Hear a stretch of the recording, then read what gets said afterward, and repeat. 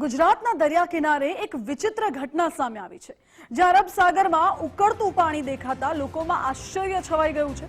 માછીમારોએ ઉકળતા પાણીનો વિડીયો પણ લીધો હતો। સમુદ્રના તળમાં મિથેન ગેસ લીક થતા પાણી ઉકળતું હોય તેવી સ્થિતિ ઉદ્ભવી હોય તેવી આશંકા છે। પાલઘર પ્રશાસને પાણી ઉકળવા મુદ્દે તપાસ શરૂ કરી છે। INCOISની ટીમે પણ ઘટના સ્થળે પહોંચીને તપાસ શરૂ કરી છે। માછીમારોને સમગ્ર વિસ્તારથી દૂર રહેવા માટેની સૂચના આપવામાં આવી છે।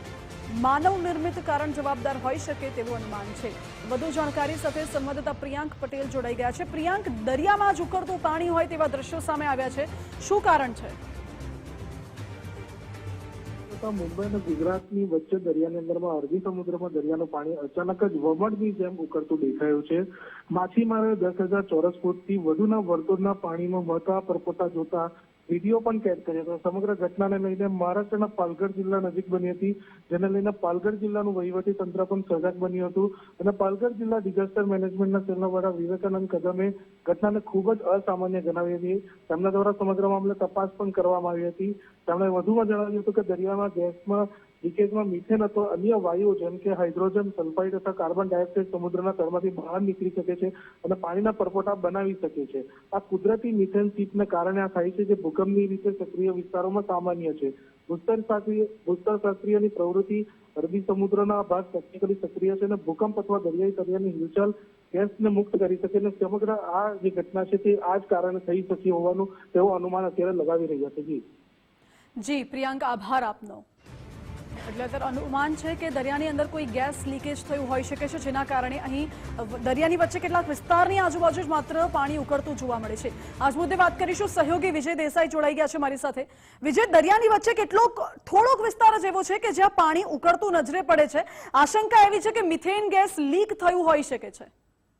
આશંકાઓ ઘણી બધી છે ને એટલા જ માટે Indian National Centre for Ocean ઇન્ફોર્મેશન્સના ટીમ છે એ અત્યારે પાલઘરના દરિયાની અંદર તપાસ કરી રહી છે અને વૈજ્ઞાનિકોની ટીમ એ સેમ્પલ પણ લીધા છે, કારણ કે દરિયાની વચ્ચોવચ્ચ ઉછળતા અને ઉકળતા મોજા અને જે પરપોટા છે એ જોયાનો જે વિડીયો સામે આવ્યો છે, વિડીયો માછીમારોએ લીધા બાદ હાલ તો તંત્રએ ત્યાં ચેતવણી જાહેર કરી છે કે એ તરફ કોઈ પણ પ્રકારે માછીમારી કરવા માટે જવું નહીં, કારણ કે ત્યાં દરિયાની અંદર જે પ્રકારની ભૂસ્તરીય જે હલચલ થઈ રહી છે એના કારણે આવું કંઈ થયું છે કે પછી મિથેન ગેસ લીકેજનું પરિણામ છે કે અન્ય કોઈ ગેસ પાઇપલાઇન લીકેજ છે એના કારણે આ પ્રકારની પરિસ્થિતિ સર્જાઈ છે કે કેમ, એ અંગે હાલ તપાસ કરવામાં આવી રહી છે અને વૈજ્ઞાનિકોની ટીમ દ્વારા જે પાણીના સેમ્પલ પણ લેવામાં આવ્યા છે તેની અંદર ખાસ કરીને હાઇડ્રોજન સલ્ફાઇડ અને કાર્બન ડાયોક્સાઇડ જેવા જે ખતરનાક વાયુ છે તેની પુષ્ટિ અંગેની હાજરીની તપાસ કરવામાં આવી રહી છે કે આખરે એ છે કે કેમ। પરંતુ આવું થવા પાછળનું કારણ શું હોઈ શકે? તો આ પહેલી વાર નથી કે ગુજરાતના દરિયાકાંઠે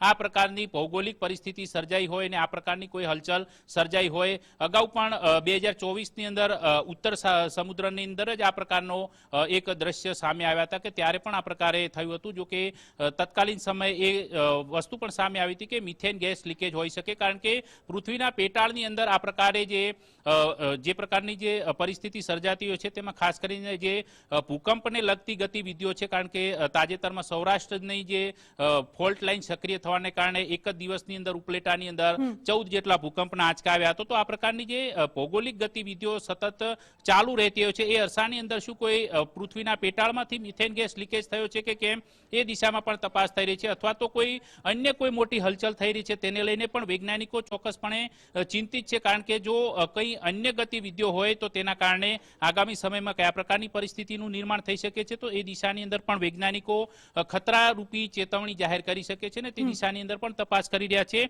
જો કે હાલમાં પરિસ્થિતિ શું છે તેને લઈને માછીમારોએ જે વિડીયો આપ્યો છે એ વિડીયોના આધાર પર પાલઘરનું સ્થાનિક પ્રશાસન અને જે તંત્ર છે તેના દ્વારા કામગીરી કરવામાં આવી રહી છે, પરંતુ તપાસના અંતે સામે આવશે કે આખરે આ પ્રકારની ભૌગોલિક ગતિવિધિ ગુજરાતના દરિયાકાંઠે કયા કારણોસર થઈ અને જો સંભવિત રીતે અન્ય કોઈ કારણ નીકળે છે જે ભૌગોલિક પરિસ્થિતિને લગતું, તો તેનાથી આગામી સંભવિત પરિણામો કયા હોઈ શકે છે તે પરિણામમાં સ્પષ્ટ થશે।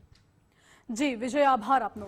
એટલે અત્યારે તો વૈજ્ઞાનિકો તપાસ કરી રહ્યા છે કે આ કુદરતી છે કે માનવ નિર્મિત છે।